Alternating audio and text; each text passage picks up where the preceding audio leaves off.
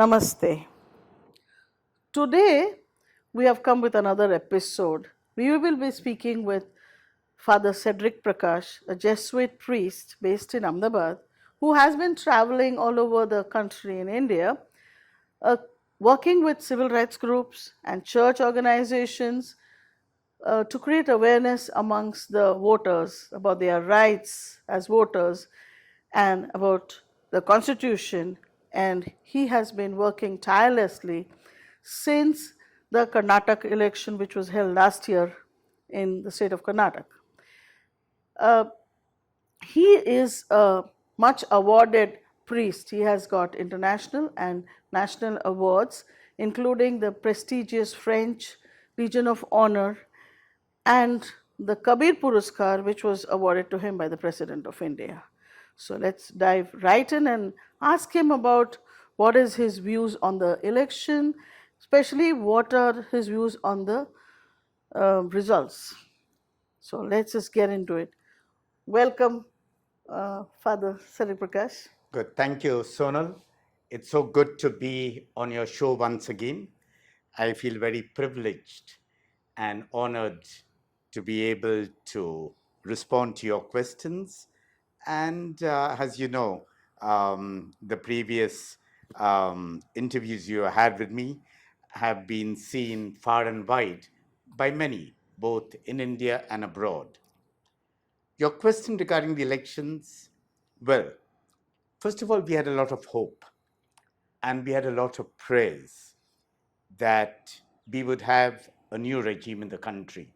The country deserved it and we wanted it to happen because there were several from across the board that worked relentlessly so that we could have a change in regime. That was not to be. But I think God is telling us we have been given the second best. And I think none of us can complain at the outcome of these elections. True. It is true that the BJP led NDA has got about 290 plus seats, but BJP has in itself has not got that majority that they needed desperately. Whereas on the other hand, the India bloc has fared far above the expectations of many. And for example, they have taken bastions of the BJP like UP by storm. And what has happened just now, while the BJP does not have that desired number in itself, they need to rely heavily on their allies, like the TDP of Chandra Babu Naidu of Andhra Pradesh, the JDU of Nitish Kumar of Bihar. So, in that sense, it provides that majoritarian rule that we have seen for the last 10 years with a tremendous amount of checks and balances, and gives the possibility of the opposition to knit together and be a healthy, effective opposition which the country needs to. So, which results would you say really surprised you or made you glad that okay, the voters are aware of the situation and they seem to have really surprised pollsters. Our pollsters were giving the BJP far bigger numbers than actually they've got. In fact, most of them got it 100 and over wrong. They expected the BJP to get 350 and above, whereas BJP on its own has got 240. So, your views? See, the pollsters belong to the codified media. They are all controlled by a certain amount of corporate sector, and their relationship with the market is tremendous. So, you see, when the exit polls started coming, the way the Sensex shot up and the way it crashed when the results started coming in. The pollsters, for example, in a particular state where there are, say, only 20 seats, pollsters were talking about 25 seats. But how do you get 25 when there are only 24 parliamentary constituencies in that particular state? The second is that I think it is important to know that the posters also are controlled by the ruling regime. So they create a hype, and then the giving wrong exit polls provides for a lot of fraud and manipulation even on the counting day. Fortunately, the opposition, fortunately, the civil society were manning booths, were trying to talk about the EVMs, the VVPATs, the counting processes, which created plenty of checks and balances for the first time, I think, in the history of India. Okay, were you surprised with some results? Yeah, so definitely at UP. For example, Ayodhya, you build the Ram temple, you make it your flagship, and so on. And people of Ayodhya are not interested in that. They are not interested in issues related to religion, but they are related to their roti, kapda, or makan. And the Adivasis, for example, in several areas of the Indian tribal belt, are interested in their jal, jungle, or jameen. They're talking about their Rojinda, about their employment, about their rights, about their freedoms, about the fact that they need to breathe in this country, and this breathing was throttled for the last 10 years by this regime which has just gone out. Yeah, in Baswara, where Prime Minister Narendra Modi was speaking about Mangal Sutra and calling the Muslims infiltrators, actually the BJP lost, and it is actually the Bharat Adivasi Party, which is a new party Right, from just last year, who won that place. A right. very 26-year-old, very young boy. Yes. You have studied trends in the Adivasi areas. Yeah. So, in many parts of the country, we have also worked, civil society groups and others, with the tribals in the Northeast, in Jharkhand, in Chhattisgarh, in Madhya Pradesh, in parts of Gujarat, and so on.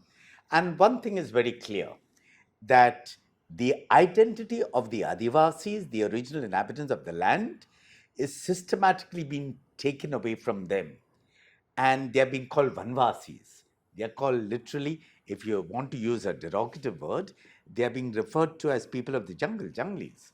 But actually, they're the original inhabitants of the land. And there is a strategic move over the years to call them, say, Vanvasi instead of Adivasis. Which is And that is forest what, dwellers. which is forest dwellers. And they have taken away, even in the Forest Amendment Act, they take away the rights of the forest from the forest dwellers. So a lot of civil society, tribal civil society in Gujarat, coined the word, say in Gujarat, "Garv se kaho, main Adivasi ho, hu Adivasi chu." Okay, and Speak with pride to that I speak am with an pride that Adivasi. I'm an Adivasi, an original inhabitant. So that is why the tribals, just now, we have the whole example of Father Stan Swami, who was fighting for the rights of the tribals of Jharkhand and elsewhere, Sudha Bharadwaj and many others who have been incarcerated because of the identification with the rights of the indigenous people, with the rights of the Adivasis, the tribals of this country. So I think it is important for us to realize that over the years, they have systematically tried to compromise the tribals, compromise the Adivasis, and to negate their very identity and their their claim on the natural resources of the country. The Jal, Jungle, or Jameen. Look at where the colliery blocks are being, where the mining is being taken.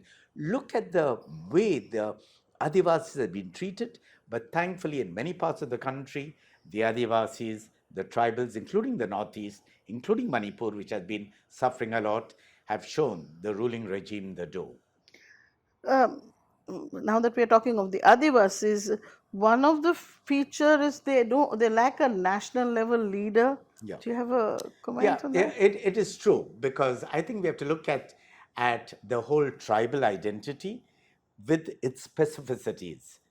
There are many tribes. There are many in the Bible. We speak about the 12 tribes of Israel. There are many. Even in Gujarat, we have many tribals, and to have one charismatic leader trying to knit everyone and hold everyone together, I think it's a very unrealistic proposition. However, uh, what has been what we have seen is, while there are in certain areas some leadership and so on, they also get co-opted. They put the fear in the tribals. They're not able to gel together in many areas, and sometimes even leadership is co-opted and bought up, Yes. which is very, very unfortunate. But this is what happens across the board, very especially when the ruling party has a sense of majoritarianism and when no one else or nothing else matters. We have seen it in, in Nazism, we have seen it in the apartheid of South Africa, we have seen it in Mussolini's fascism, where anybody who thinks differently, who is a minority, is not merely made subservient, is subjugated, but is denied one's identity. If we go to Manipur, another area which I think Prime Minister Narendra Modi totally, disregarded and ignored despite more than a year's violence which kept on occurring there and is still continuing. They lost both the seats, the two seats that they had in the tribal area and also in the plains. Yes. You have been working with them also? Yes, see, on the 3rd of May last year, when the violence broke out in Manipur, I was in Bangalore. Those were the days that the Prime Minister and his Home Minister were having big roadshows in Bangalore. Yeah. Okay?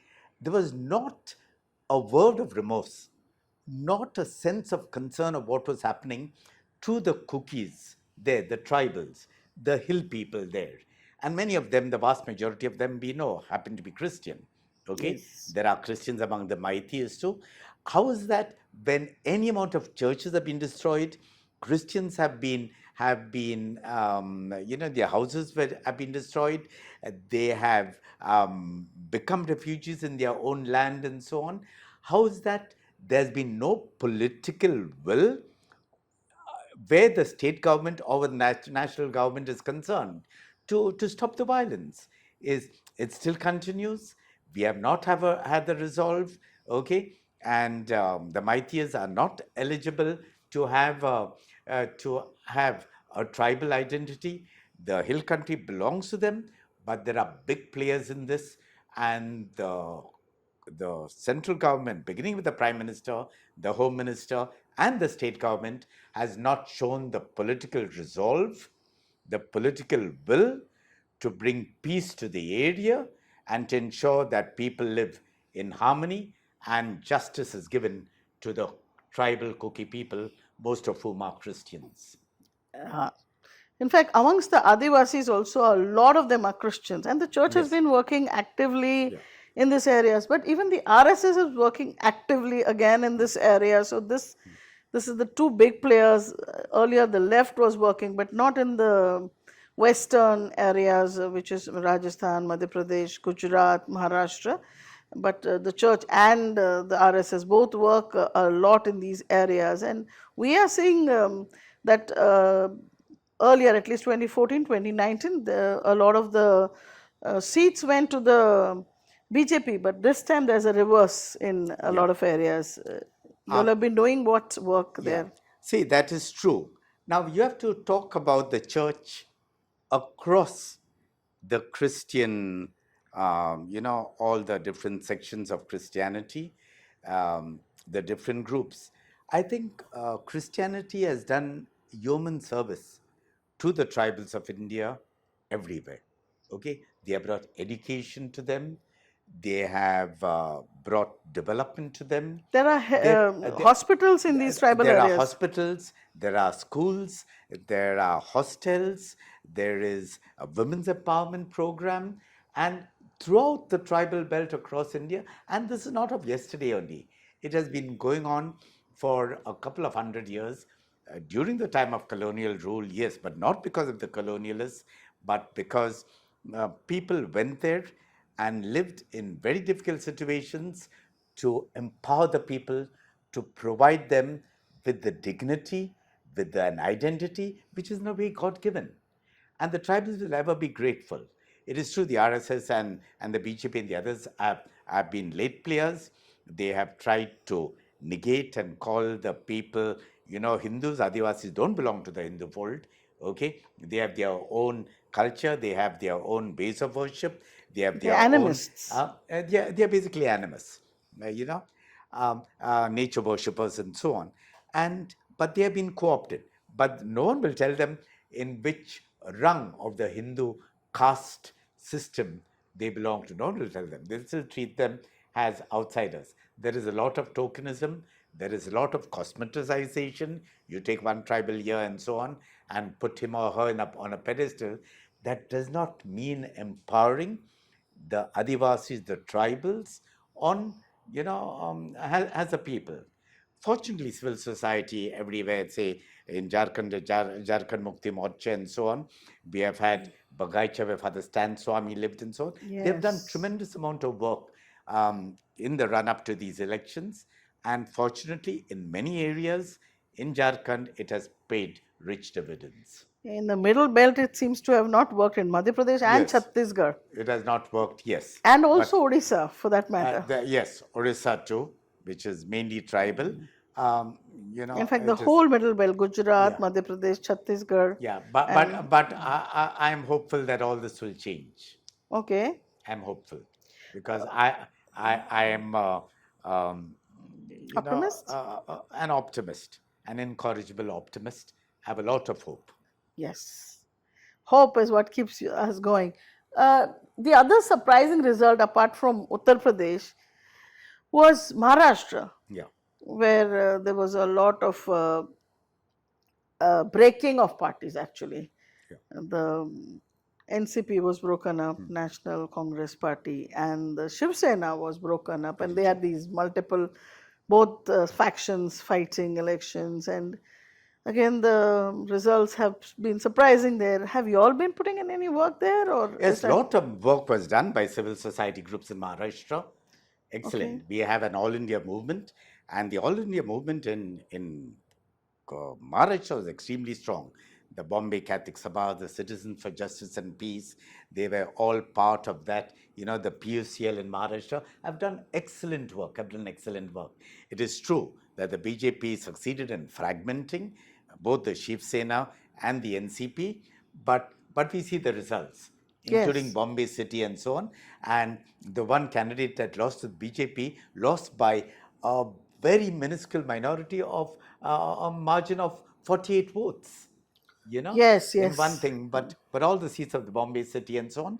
So a lot in Maharashtra and so on have gone to the Congress, the Uddhav Thackeray Shiv Sena, the NCP of Sharad Sharad Pawar Pawar and so on, which they call themselves in that area the MBA, but they all belong to the India bloc. block. I Yeah. think I think definitely Maharashtra is something that we need to talk about because a lot Maharashtra, as we know, is perhaps the richest state in the country, but the BJP has done everything possible to divide and rule, to play one against the other, to buy up people, and with a whole idea of divisiveness, but they did not succeed in their game plan.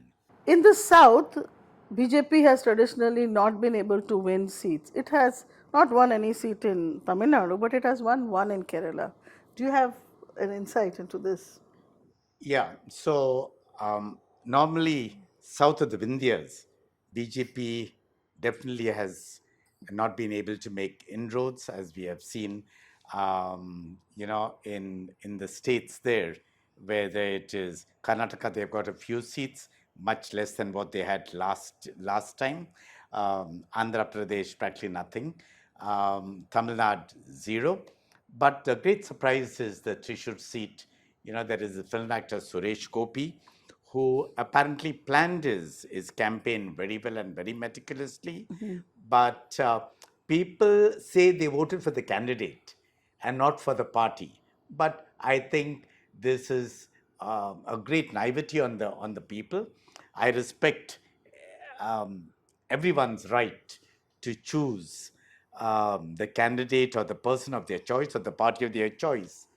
But voting for the BJP, who is downright anti minority, downright anti Christian. Modi, even a campaign was speaking about Christians on Sunday and so on, about the anti conversion laws they have put throughout the country, about the way they have attacked Christians throughout the country, whether it is Northeast, whether it is in UP, pastors, institutions, incarcerated people, beaten up people, and so on, that the Christians of Thrissur could think of voting for a BJP candidate, I think does great disservice to the not merely to the country, but to future generations.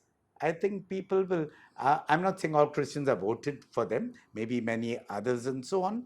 But the Kerala should have definitely been a state where the BJP would never have had a seat.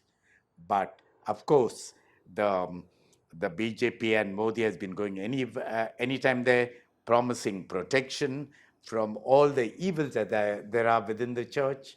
But I think it is unfortunate that the Trishur seat. In Tamil Nadu, in fact, the There was a DMK and the lot of Congress, publicity on yes, social media. It seemed yes, as if they were really doing well. Yeah, and in Tamil Nadu, there was lots, and that Annamalai has said they will reach 2 digits or whatever they reach 2 digits, but 2 zeros. Okay, but there was a lot of hostility towards the Dravidian culture.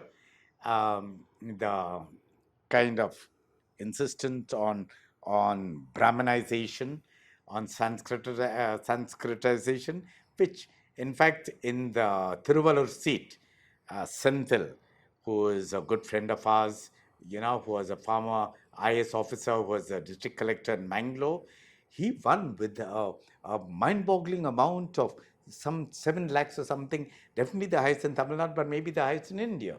Okay, he is a young person who belonged to the IS cadre, who resigned, who joined the Congress, and he won tremendously. So the people of Tamil Nadu has definitely sent a strong message to the people of India that only when we are wedded to the Constitution of India, to the genuine cries of the people, to responding to what is happening, maybe in the state, in the country, only then we will actually succeed. Since you are from Gujarat and I am from Gujarat, let's speak about Gujarat. We have actually, there has been one Geniben Yes, who has won from Banaskantha, which is also a tribal right, district. But tribal districts in Gujarat, and there are, we have 4 reserve constituencies. right.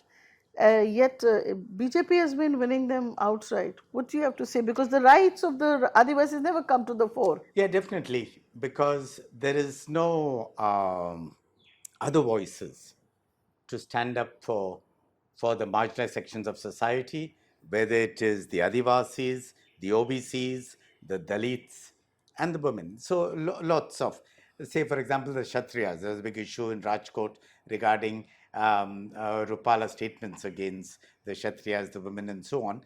And they were all up in arms, but they were not able to make a dent. Um, we were quite confident that the BJP would lose at least in 4 or 5 seats of Gujarat. And in fact, when the early trends came, they were losing in 5 of the seats, and we were quite happy about it. But then, first of all, the voting percentage of Gujarat is not always very, very high. It's low. And that the BJP should realize that is a vote against them when people don't come to vote out for them. Not all people of Gujarat have their names on the electoral rolls. And finally, if you look at their vote share, a lot of the seats, even in Gujarat, were by slender margins of Right. 10 to 25 to 35,000. It could have swayed anyway if more people had come out to vote. And that, Like I think, Patan. yes, like Parton, for example, which is, the candidate was leading there till the very end. I think there are many factors for this. One is the opposition, mainly the Congress, has not got its act together in Gujarat. Secondly, they have not been able to build grassroots cadres, and that is important. They needed it for the beginning. They just took it for granted that since it was a Congress bastion in the early days of independence, it would continue.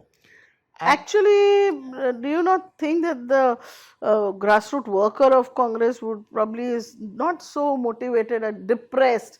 yes, Even the yatra that Rahul Gandhi took, the Bharat Jodo yatra and the Bharat Nyaya Nyay, yatra, none Nyay. of them really entered Gujarat except the tribal area, Right. just to the edge. I think it should have come here to mobilize people, to motivate people. I think people should have got the act together. Some of the leaders of the Congress have not come out with credit in the past. They too have been corrupt. At one stage, the calm theory of Kshatriya Harijan Adivasi Muslim did pave rich evidence to the Congress, you know, but somehow or the other they were not being able to amalgamate, bring together that group, you know, in a decisiveness. The people of Gujarat are suffering, the poor, the marginalized. There are several issues. Hundreds and thousands are unemployed. Okay, Gujarat is not that model state as is being meant. There is a big bluff. Okay, uh, people in Gujarat have died in the COVID. There's not basic healthcare facilities. We have no proper roads in the interiors of Gujarat. Our rivers are polluted. Look at the river Sabarmati. There is a big case even in the High Court. People like Rohit Prajapati and so on have been fighting against the corporation, the state government, for not having, you know, the whole sewage treatment plants and so on, you know, at different in different parts of the Yeah, untreated of the water river. is being It's untreated water released. just being released. Look at the way the land sharks, the real estate developers, have covered the Talavdis of Ahmedabad. Who cares? We have floods. So what are we talking about environment? Environment is we have destroyed the forests of Gujarat. We have got the river linking project there in South Gujarat. Fortunately, had been stalled. Is against the rights of the Adivasis of South Gujarat. Is meant to help the big corporate sector. Look at the pollution. Look at the heat we're having in Gujarat today. Look at the fact that even yeah, Even healthcare facilities in rural areas is very bad in Gujarat. it's negligible. Yeah. You know, yeah, I think it is important for us to realize that Gujarat, which has is perhaps the wealthiest in natural resources among many of the states of India, okay, need to get its act together. So unless we have a healthy, concerted opposition, unless the people of Gujarat wake up to what is happening to the state today, this state will be destroyed. And we pride ourselves that we gave ourselves the world Mahatma Gandhi, you know, who fostered the doctrine of Ahimsa and Satyagraha. The Lokandi Purush, Sardar Patel, who banned the RSS, you know, as Home Minister of India, Mirabai, and a lot of the saints and a lot of the visionaries have come from Gujarat. But what is happening today in the state is actually pathetic. In fact, women in Gujarat were known to be anemic, and Yes, very in true. fact, again, these issues are not brought out. That healthcare of women is not very good Not in good. Gujarat. Do Yeah. you feel hopeful that now, with at least one Congress voice in Gujarat, which will be in opposition, that these issues will be brought up? For the last 10 years, there has been no opposition from Gujarat, no MP from Gujarat, so none of the issues of Gujarat have been raised Right. in the No opposition parliament. MP from Gujarat. Jenny Thakur, I hope, will bring up women's issues, will bring up health issues, will bring up some of the endemic issues which are destroying the state today. Speaking of women, what do you think of women voters? Women voters have come out. They have many, according to the analysis and surveys, were charmed by the likes of um, Rahul Gandhi, okay, and of course Akhilesh Yadav too brought out a lot of women voters in UP, and women voters have come, but it is a pity that the numbers of women parliamentarians have fallen down. So Yes. all political parties, including the Congress, need to get this act together and give more voice to women in the country, to give them positions of responsibility. And I'm saying it has happened, it has to happen in the church too. We have very few good, active women leaders in the church across the board, in every denomination. And I think we should give women their voice in the church too, which Pope Francis has been speaking about consistently, very especially in the context of the synodal process which the Catholic Church is going through and which will conclude in October 2024. Speaking of women leaders, in fact, BJP is the one who is actually passed this bill of 1/3 women in parliament, which is supposed to come into effect in 2029. But yet this time, when they were having elections, they did not walk the talk. They did not give even enough women candidates, seats or tickets. Especially when in so many places they are confident they are going to win. In that case, especially like Gujarat, Madhya Pradesh, they could have given more women seats, but that hasn't happened. Very true. Is it lack of because we have to accept, leaders? We have to accept that the BJP is a highly patriarchal party, and tokenism. If they're serious about their reservation bill, which should come out, be implemented in 2029, they should have begun now to send a strong message both to the nation and to the other political parties too. In fact, the only one who's a bit serious in this is the TMC, Trinamool Congress. They have been actually giving seats. And they've got quite a lot of seats, women parliamentarians who are elected. Right. Okay. As far as attraction of women is concerned, it was earlier spoken by BJP spokespeople about how Modi is quite, women vote for Modi, they find him attractive. Now you're saying that Rahul Gandhi also is attracting a lot of women voters. We have these two leaders who are, women are putting their trust in. You have any comments on that? Well, no comments, in fact. And I think women have a right to choose, the person of their choice. And I respect the choice because they have an intuition. Only women have an intuition, which I think. In fact, there are stories about how women have voted separately from their husbands or fathers. Right. They have actually exercised their own agency.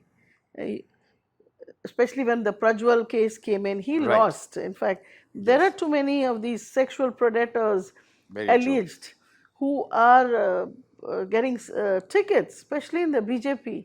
And the women should take a stand. They should stand up for the rights of women, for the fact that they will not tolerate that they are as equal as men, and men have no right to abuse them and keep them on the fringes of society.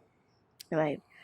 It was really a pleasure talking to you. I hope you will continue your work in working with civil society and the church to be more active in India, especially working with people.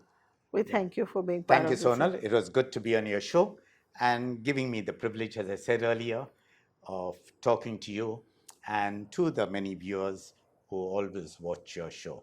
All the best and keep the flag flying. Thank you. So, as you have seen, we have just spoken about the elections in India and the results. Do comment on our show, and definitely please like, subscribe and share our videos. Thank you.